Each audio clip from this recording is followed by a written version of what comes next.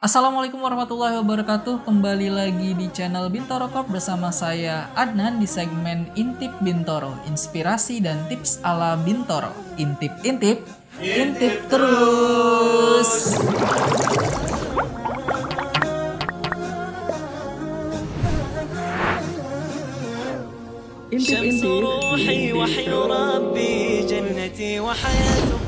Pada kesempatan kali ini kita akan membahas tentang cara membersihkan dan menghilangkan kerak pada keramik kamar mandi. Beberapa perawatan yang bisa teman-teman lakukan agar keramik kamar mandi selalu bersih.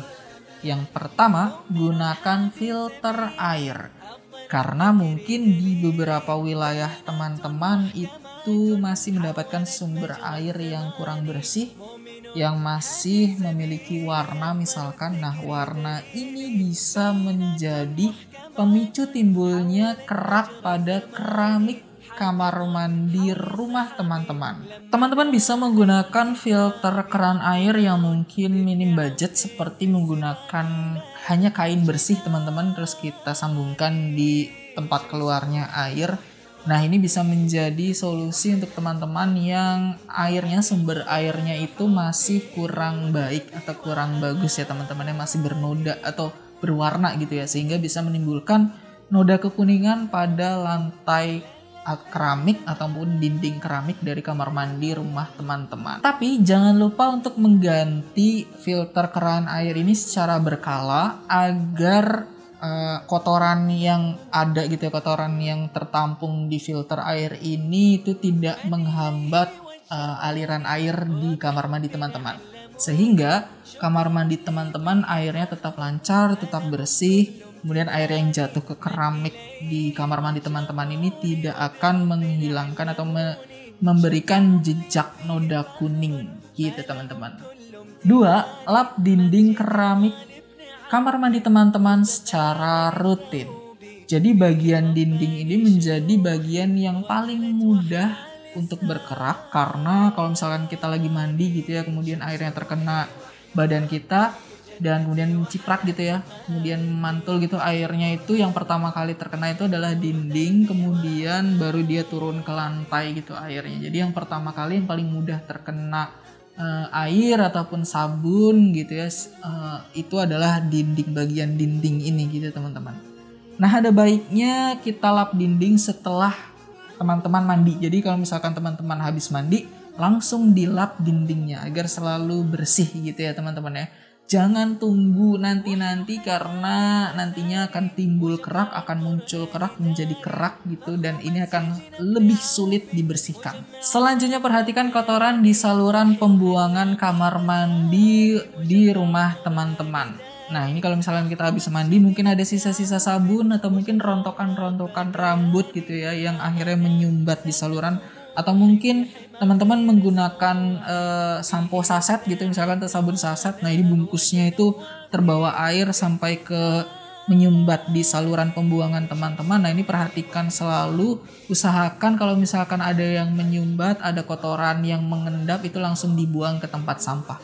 Karena kalau misalkan dibiarkan mengendap di sana, akan menimbulkan kuman juga ikut mengendap, dan ini bisa menimbulkan bau maupun bisa menimbulkan noda kuning pada lantai kamar mandi teman-teman. Nah, selanjutnya yang keempat, bersihkan lantai kamar mandi teman-teman secara rutin. Jadi minimal itu seminggu sekali gitu ya teman-teman ya, teman-teman membersihkan lantai kamar mandi teman-teman. Karena selain ini untuk menghilangkan noda kuning ataupun kerak di lantai kamar mandi teman-teman, ini juga menjaga agar lantai kamar mandi teman-teman itu tidak licin. Karena kalau misalkan licin, ini akan bahaya untuk keamanan teman-teman gitu ya. Teman-teman bisa terpeleset, kemudian bisa jatuh, membentur lantai gitu ya. Kalau kena tulang belakang atau tulang ekor bahaya, kena kepala juga bahaya gitu ya teman-teman. Jadi pastikan teman-teman selalu membersihkan lantai kamar mandi teman-teman ini secara rutin. Yang kelima, jangan biarkan sisa sabun, baik itu di lantai kamar mandi teman-teman maupun di dinding kamar mandi teman-teman, ataupun ada air sabun yang menetes misalkan dari tempat sabun teman-teman, dia itu jangan biarkan ada air sabun yang menetes ke lantai. Dan yang terakhir, bersihkan kloset secara rutin. Kloset menjadi bagian yang rawan kotor, mudah kotor, dan sering dilupakan untuk dibersihkan. Jadi pastikan kita membersihkan kloset kita secara rutin juga. Itu dia hal-hal yang harus diperhatikan teman-teman agar kamar mandi teman-teman itu tetap bersih dan tidak berkerak.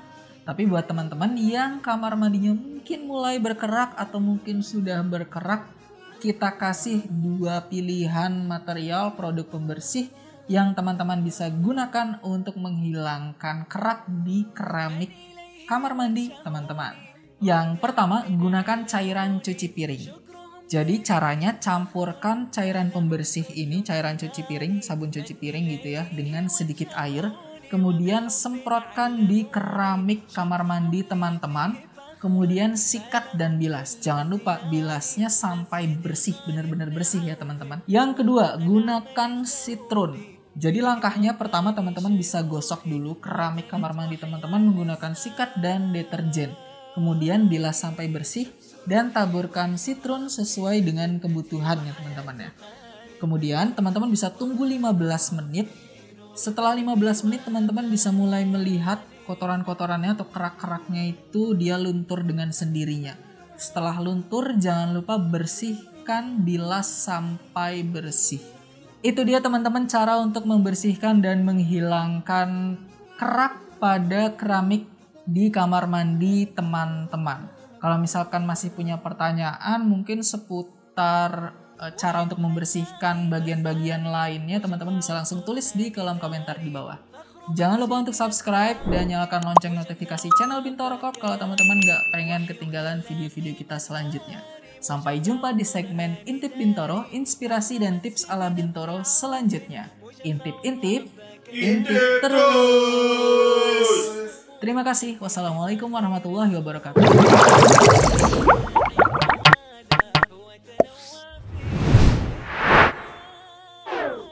Intip-intip, intip terus.